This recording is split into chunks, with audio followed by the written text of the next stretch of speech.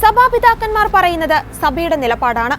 സമകാലിക രാഷ്ട്രീയ സംഭവങ്ങളിലും വിഷയങ്ങളിലും പിതാക്കന്മാർ ഇതുവരെ വ്യക്തവും കൃത്യവുമായിട്ടുള്ള നിലപാടാണ് സ്വീകരിച്ചിരിക്കുന്നത്.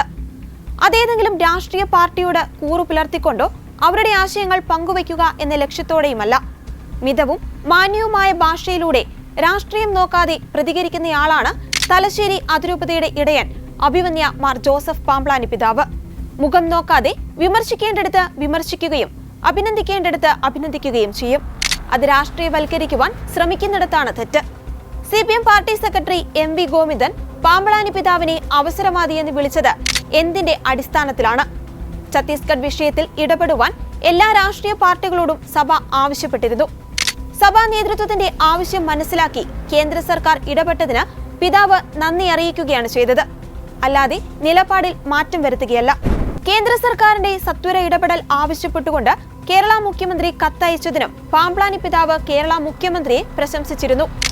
ജോൺ ബ്രിട്ടാസ് MP ഉൾപ്പെടെയുള്ളവർ പാർലമെന്റിൽ നടത്തിയ ഇടപെടലിനെ പിതാവ് അഭിനന്ദിച്ചിരുന്നു. ഇതാണോ ഗോവിന്ദൻ കണ്ട അവസരവാദം? ഒരു രാഷ്ട്രീയ പാർട്ടിയുടെയും പ്രത്യേക ഉദ്ദേശ ലക്ഷ്യങ്ങൾ നടപ്പാക്കുകയല്ല സഭാപിതാക്കന്മാരുടെ ലക്ഷ്യം.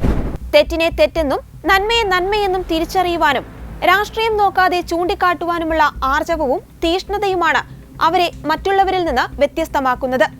അതല്ലാതെ ഏതെങ്കിലും ഒരു പാർട്ടി ഓഫീസിൽ നിന്ന് തരുന്ന തിട്ടൂരം നോക്കി പ്രതികരിക്കുവാൻ സഭയുടെ നട്ടെല്ല് ആർക്കും പണയം വെച്ചിട്ടില്ല.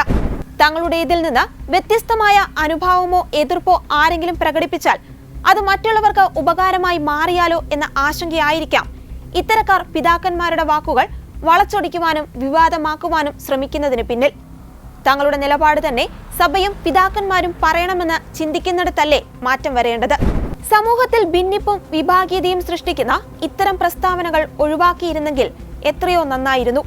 അവസരത്തിനൊത്ത് നിലപാടിൽ വെള്ളം ചേർക്കുന്ന നിങ്ങളുടെ AI വിപ്ലവമടക്കമുള്ള കലാപരിപാടികൾ പൊതുജനം വീണ്ടും ഓർത്തെടുക്കുന്നതെങ്കിലും ഇതിലൂടെ ഒഴിവാക്കാമായിരുന്നു.